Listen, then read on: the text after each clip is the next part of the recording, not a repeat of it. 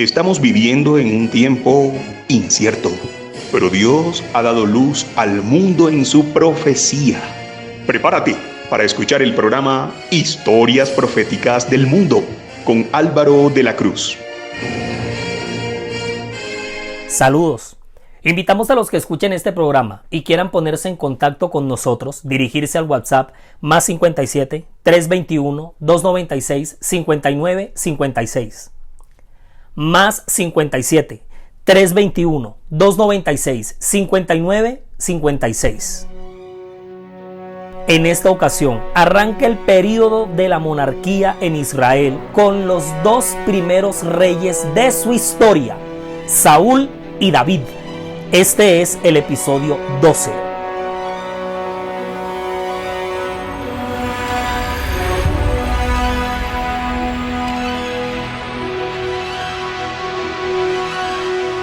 En el episodio anterior vimos el ministerio de Samuel, el glorioso, consagrado ministerio de Samuel y al mismo tiempo la llegada de la monarquía. O sea, aquí hay como una especie de empalme entre el periodo de los jueces que se acaba y el periodo nuevo que arranca, que es el de los reyes, que inicia todo esto en el pueblo de Israel. O sea, la llegada de los reyes marca un giro determinante en su historia. La llegada de la monarquía, la llegada de la realeza, de este nuevo sistema de gobierno en el pueblo de Israel. Pues resulta que a estas alturas del relato, Samuel gozaba de una autoridad indiscutible hasta que una situación empezó a empañar esa hoja de vida tan intachable. Joel y Abías, sus dos hijos. Ahora, Joel y Abías, los dos hijos de Samuel, son nombrados jueces por él mismo, que para esos años, pues ya Samuel era un anciano, pero resulta que estos dos no le pudieron heredar la integridad al papá y se convirtieron en el lugar negro, en la mancha, el lunar. Se convirtieron pues ahí en el parche.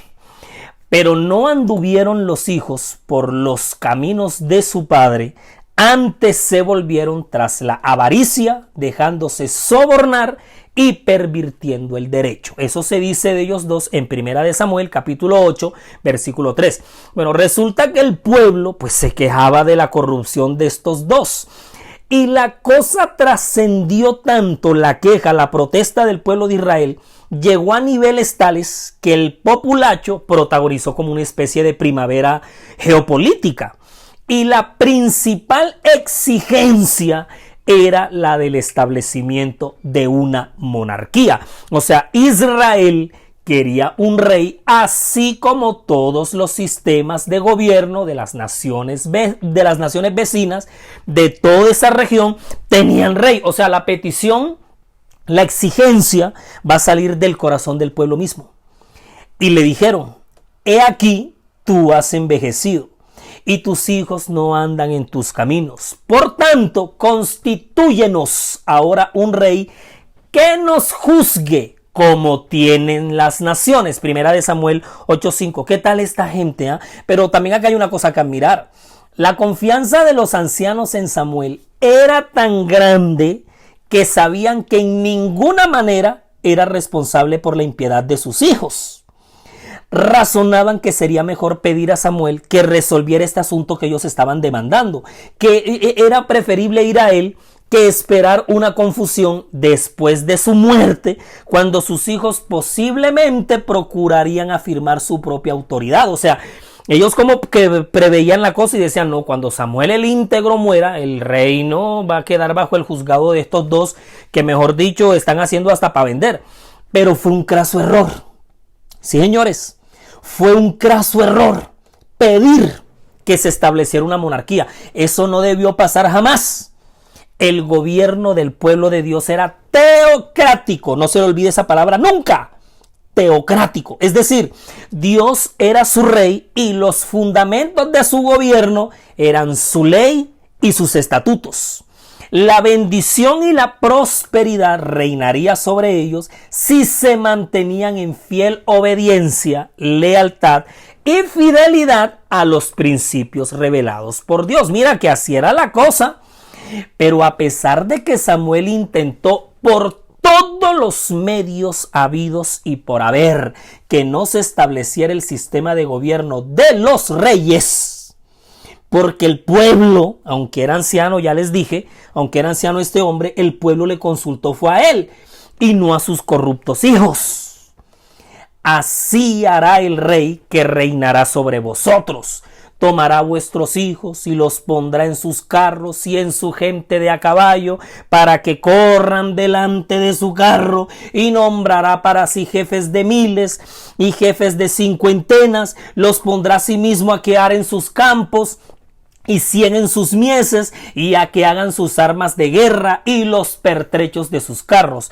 Tomará también a vuestras hijas para que sean perfumadoras, cocineras y amasadoras. Asimismo, tomará lo mejor de vuestras tierras, de vuestras viñas y de vuestros olivares, y los dará a sus siervos.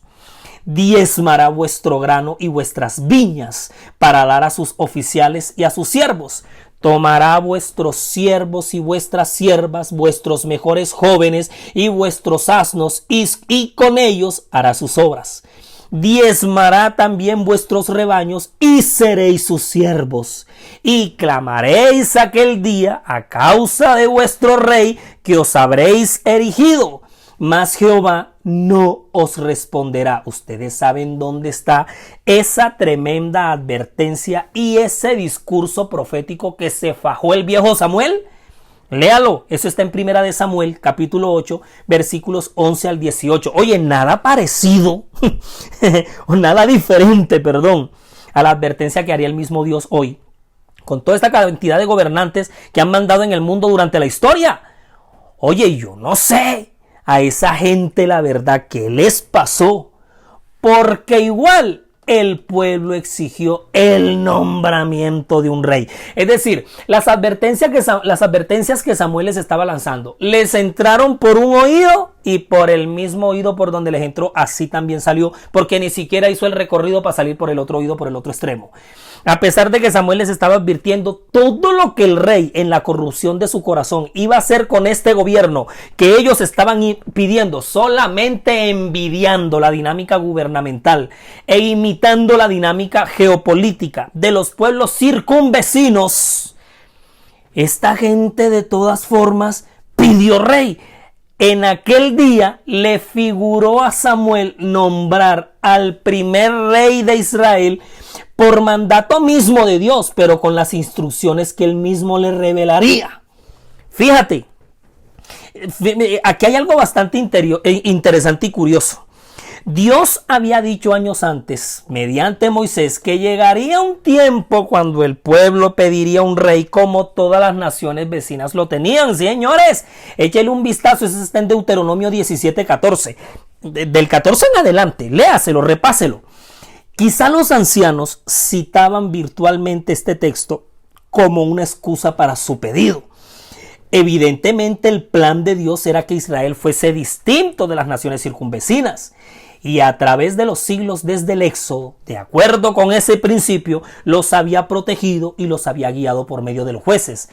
Pero ahora analicen, si los israelitas hubieran seguido el plan de Dios para ellos, las naciones que los observaban habrían dicho: ciertamente pueblo sabio y entendido, nación grande es esta. Eso está en Deuteronomio 4:6. Y así las cosas, mira, para no alargar más el cuento, Samuel unge al primer rey de la historia de Israel. De la tribu de Benjamín, hijo de Cis, llega el primer rey, Saúl.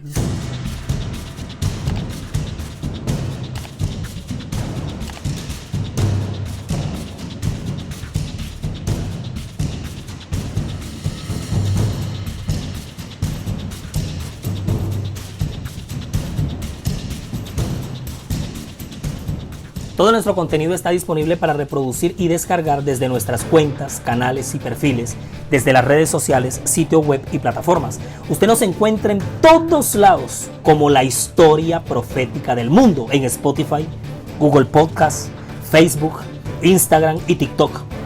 En YouTube, siga nuestro canal, dele me gusta a los videos y active la campanita de notificaciones para que le llegue de inmediato cualquier contenido que se vaya compartiendo. Nuestra página oficial en internet es www.lahistoriaprofeticadelmundo.com, www.lahistoriaprofeticadelmundo.com. Es diseñada y administrada por Sama, agencia de marketing digital de la cual el poderoso Edinson Galván es el gerente. No dejen de asomarse por la web. Siempre estamos publicando novedades. Siempre. En las historias proféticas del mundo estamos presentando la serie sobre la historia del pueblo de Israel. Este es el episodio 12. Y en él estamos relatando la llegada, la instauración, el inicio de la etapa de la monarquía, que no es otra cosa que la etapa de los reyes en la nación. Y este primer rey se va a llamar Saúl, de la tribu de Benjamín, hijo de Cis. Saúl era joven y hermoso. Entre los hijos de Israel no había otro más hermoso que él. De hombros arriba sobrepasaba a cualquiera del pueblo. Esa descripción está en 1 de Samuel, capítulo 9, versículo 2. Fueron 40 los años del reinado de Saúl. Él gobernó entre el 1050 y el año 1011. Nos encontramos ya para estas alturas en la primera edad del hierro. Ya ha caído el poder de los hititas. Para la llegada de Saúl ya Troya también ha caído. Ya ha empezado el reinado de Nabucodonosor I en Babilonia. Y por allá calladita en la Mesopotamia se viene levantando este gigante con el que nos vamos a encontrar después en este relato. Aquí siempre nos vamos a ir contextualizando con la línea del tiempo en la historia del mundo, pues para que nos ubiquemos dónde era que iban pasando todos estos acontecimientos narrados por la Biblia. Pues resulta que en Israel, Saúl, durante su reinado, guerreó contra los filisteos, los edomitas, los moabitas, los amonitas y los amalecitas. Llegó a tener Saúl, fíjate bien, llegó a tener entre sus fuerzas de combate hasta 330,000 hombres. Pero una vez que fue ungido rey, la cosa cambió. Saúl no fue fiel, aunque su reinado fue largo y reconocido porque unificó las tribus. Sí, las 12 tribus, cuando las 12 tribus van a estar juntas durante el periodo de los reyes, a eso se le va a conocer como el reino unificado, que es lo que van a intentar por todos los medios después de que pase lo que les pase. Ahora, Saúl centró más su interés en su posición de rey que en dar cumplimiento a los planes de Dios para su nación. Y rápidamente empezó a pasar por alto los mandamientos y los estatutos divinos. Desobedeció el gobierno del cielo y emprendió una cadena de errores en serie. Para no irnos lejos, nada más te voy a dar un ejemplo de un solo error en esa cadena. Intentó matar al hijo menor de Isaí de Belén, de la tribu de Judá, David, en 12 ocasiones. Sí, mijitos, para que se vayan enterando. En 12 ocasiones intentó matarlo el mismísimo rey Saúl. Y todo por celos, por envidia. Ay, no, celos, malditos celos. David era un muchacho rubio, de buena presencia y de ojos hermosos. Es pastor de ovejas. David va a ser músico. David va a ser salmista. David va a ser profeta. Y posteriormente, rey. Él va a ser el segundo rey de Israel, va a ser el sucesor de Saúl, que además se va a convertir en el amigo del alma del hijo del rey, Jonatán. Ellos dos, David y Jonatán, van a protagonizar una de las amistades más sólidas, fieles y leales de las cuales tengamos registro en las Sagradas Escrituras. Estos dos muchachos se van a amar tanto o más que dos hermanos de sangre. Y no es por nada, ese pobre muchacho sí sufrió en la angustia de su padre el rey cuando cayó en desobediencia, en rebelión, en idolatría. Imagínate, Saúl desechó la palabra de Yahvé. Y así, entre desobediencia y desobediencia, van transcurriendo los años al punto que el mismo Dios, escuchen bien, prestenle atención a esto que viene a continuación, porque esto es, mejor dicho, para que haga un temblor. Desobedeció tanto por todos esos años que se llegó el punto que el mismo Dios le va a revelar palabra a Samuel diciendo así, abro comillas: me pesa haber puesto por rey a Saúl, porque se ha vuelto en pos de mí y no ha cumplido mis palabras. Y se apesadumbró Samuel y clamó a Jehová toda aquella noche. Esto ustedes lo pueden leer en Primera de Samuel, capítulo 15, versículo 11. Tremendo, tremendo esto. Imagínate, y Samuel, cuando se para después de aquella noche, se vio obligado a decirle primero que su reino no iba a continuar. O sea, se llena de valentía, porque es que él estaba apesadumbrado. Hombre, el mismo que él ungió, el mismo que Dios le mandó a elegir, el tanto que se lo advirtió al pueblo por todos los medios, hasta con plastilina. Pero ahora se ve obligado primero a decirle a Samuel que su reino no va a continuar, y más tarde que le sería quitado. Mira, Samuel después de esto no volvió a ver a Saúl. Después de todo este incidente, ellos no se volvieron a ver. Y aunque se lamentó por él, a pesar de que se lo decía, y nunca después vio Samuel a Saúl en toda su vida. Y Samuel lloraba a Saúl. Eso está en Primera de Samuel 15, versículos 35. Oye, eso es lo que estamos diciendo aquí. Teso, reteso y recontrateso.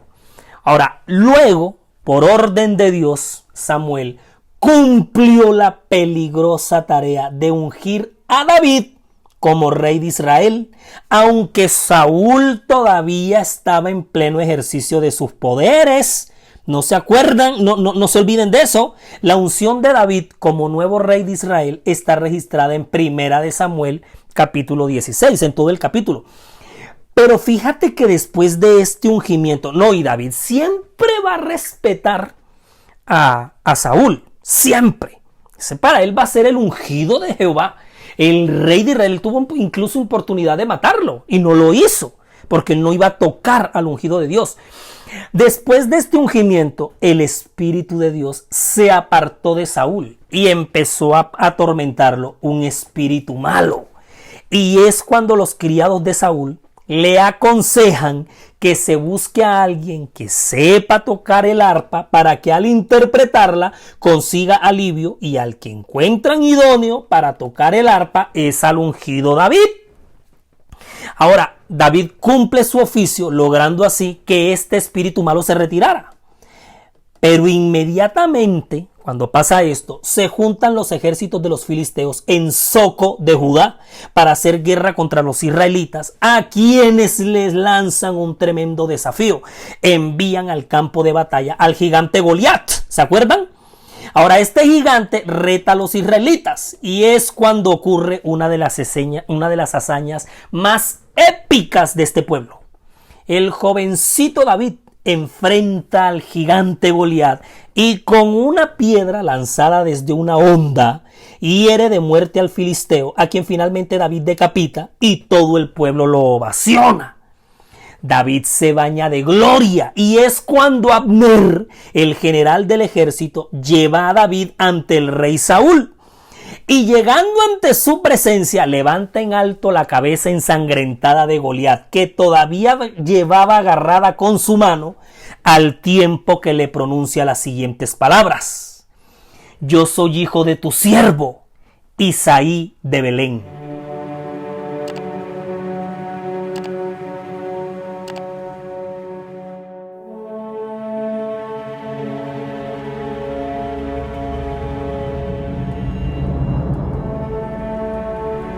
Luego de haber sido desechado por el mismo Dios, atormentado por un espíritu, humillado frente a sus ojos con la victoria de David sobre Goliat y sus filisteos, y además de ser testigo del pacto de amistad entre su hijo Jonatán y David, los celos le hacen hervir la sangre a Saúl, que es aquí entonces cuando toda esa envidia que tenía por David, pues rebosa.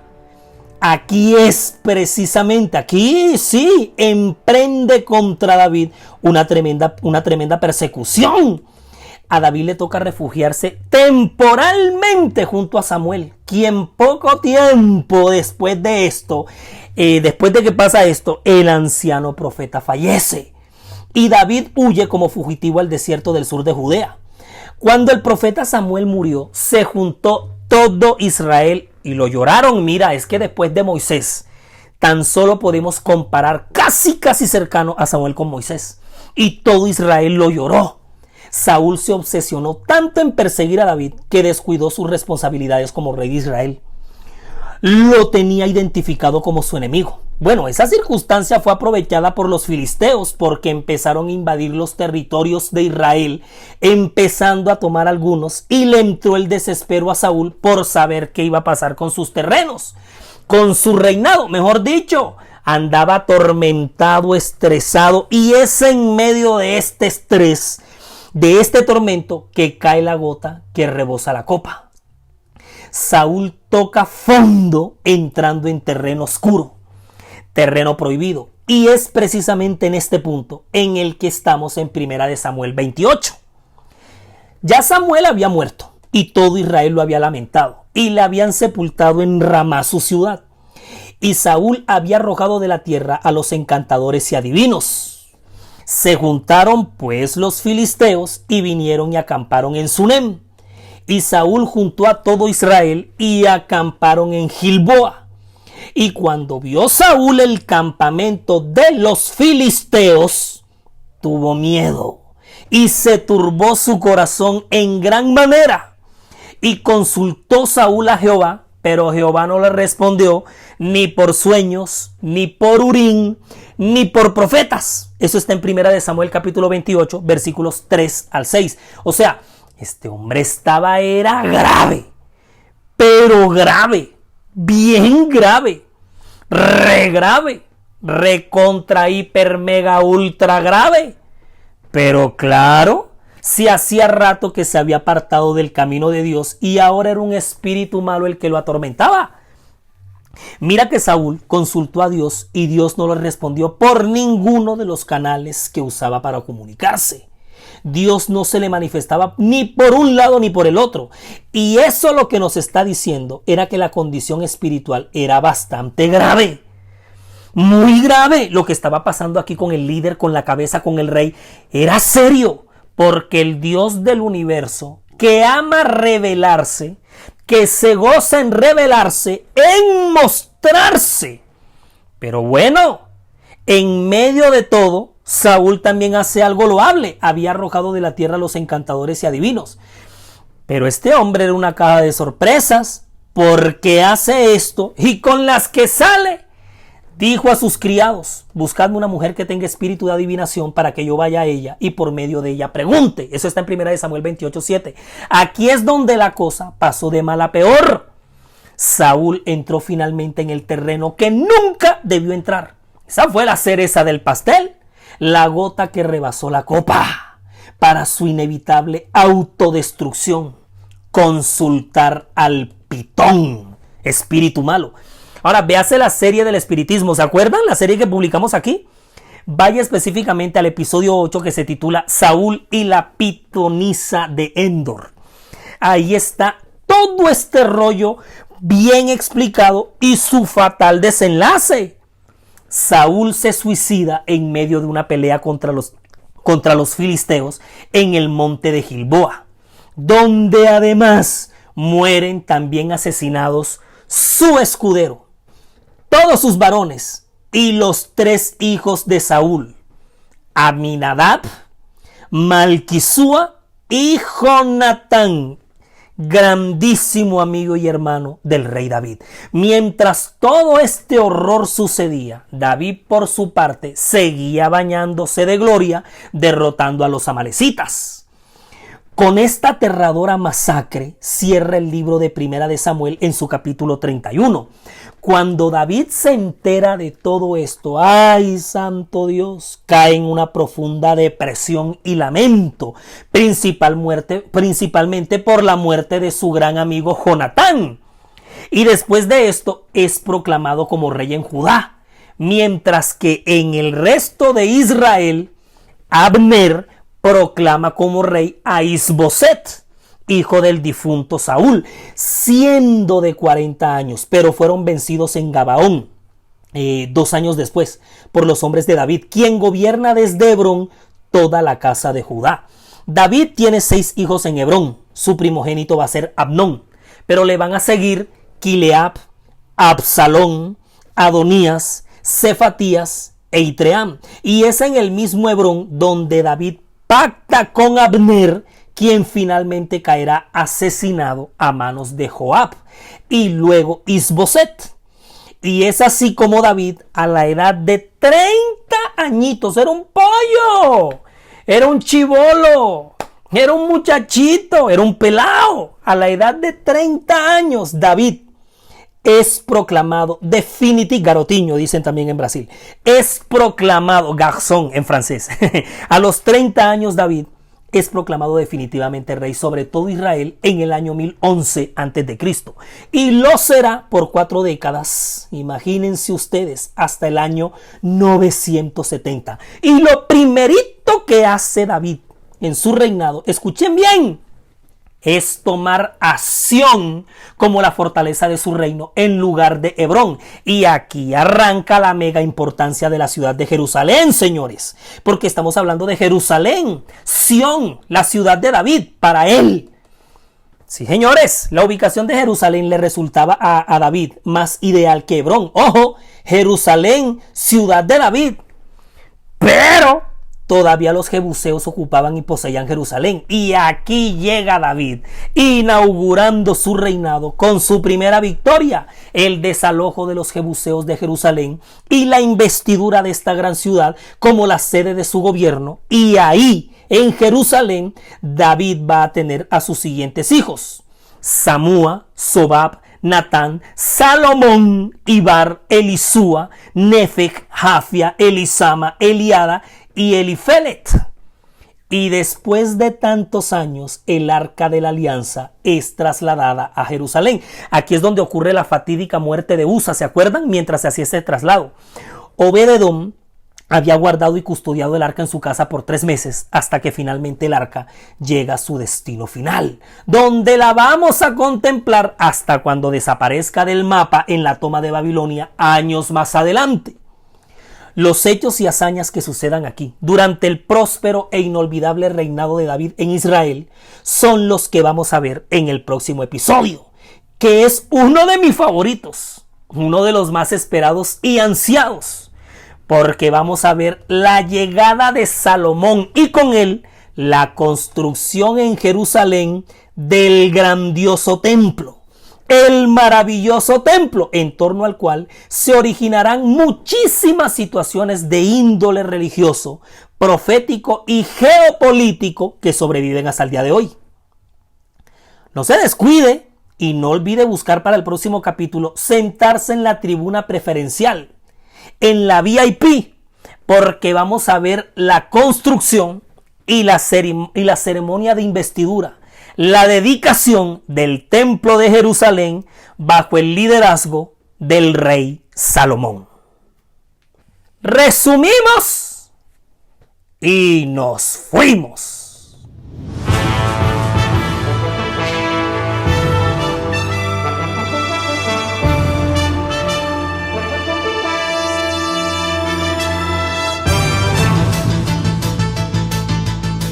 Uno. Joel y Abías, jueces hijos de Samuel, tiñen de vergüenza el ministerio intachable de su padre, y esto provoca revueltas en Israel. 2. Observando y queriendo imitar el sistema de gobierno de los pueblos paganos, Israel le exige al profeta que le proclame un rey. 3. En contra de su voluntad, mas siguiendo las alertas y condiciones de Yahvé, Samuel unge a Saúl como el primer rey de Israel. 4. La llegada de la monarquía en Israel estuvo marcada por la desobediencia de Saúl y su absurda contienda con David. 5. Contemplando en todo momento a Dios como el sustentador de su pueblo, aquí en la tierra, en la producción audiovisual May Vanegas, relata Álvaro de la Cruz. Y para todos ustedes, un feliz día.